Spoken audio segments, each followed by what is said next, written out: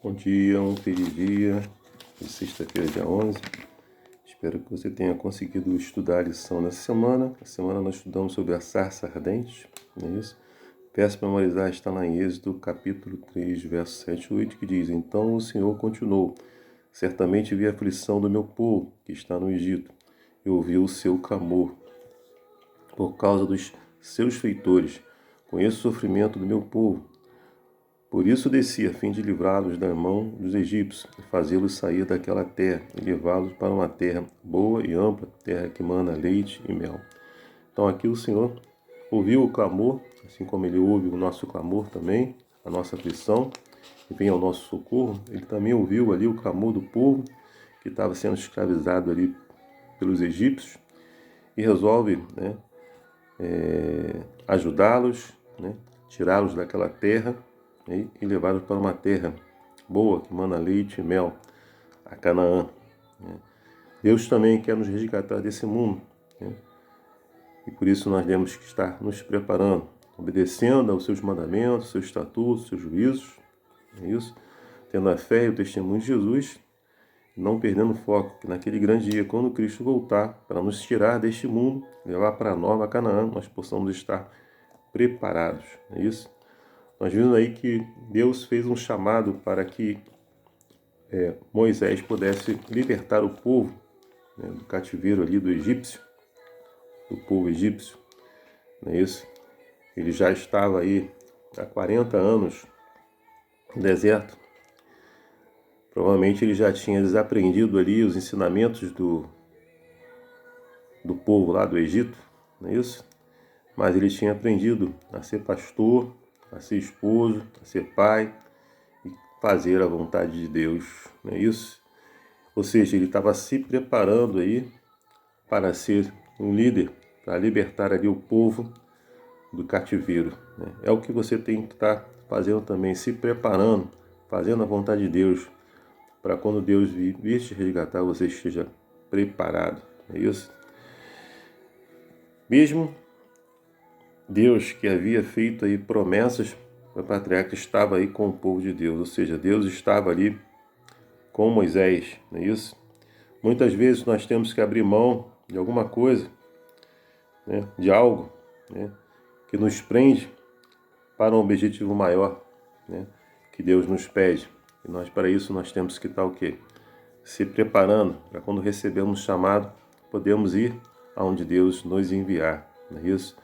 Ali nós vemos o anjo se manifestando ali, apareceu para Moisés.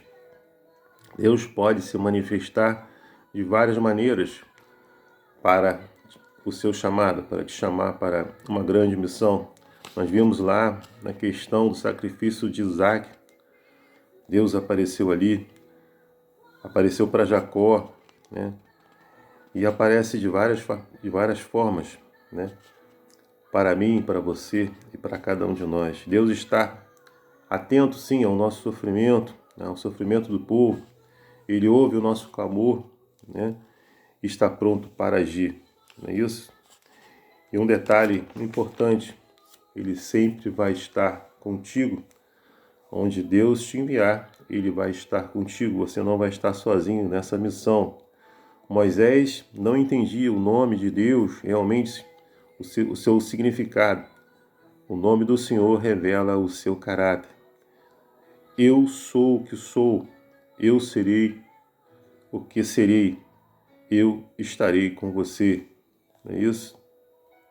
Nós vemos que Deus, disse que apareceu para Abraão, para Isaac, para Jacó, como Deus Todo-Poderoso, não é isso?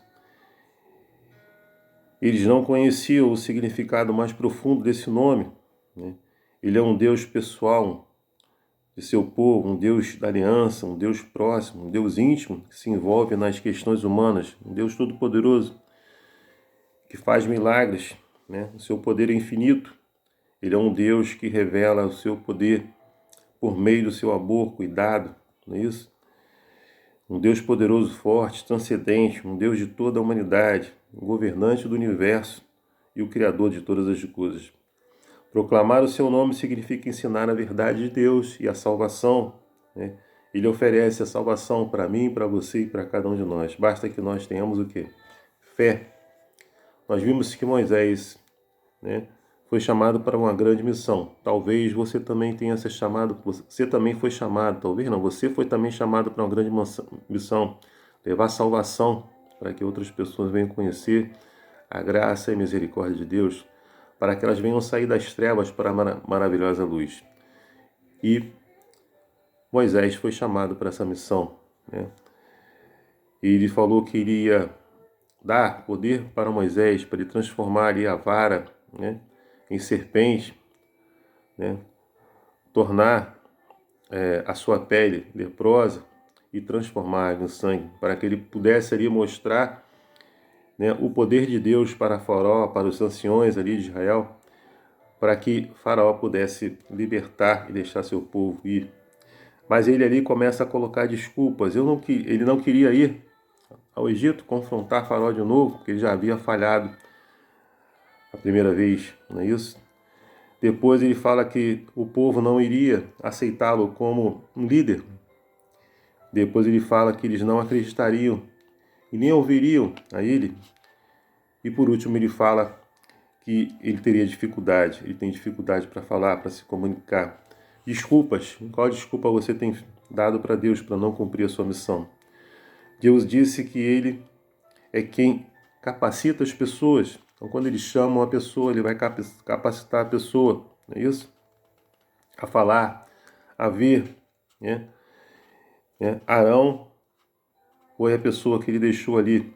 Deus ofereceu os recursos para a missão, assim como ele oferece para mim e para você, para que possamos, com certeza, né, aceitar o seu chamado e ir à frente.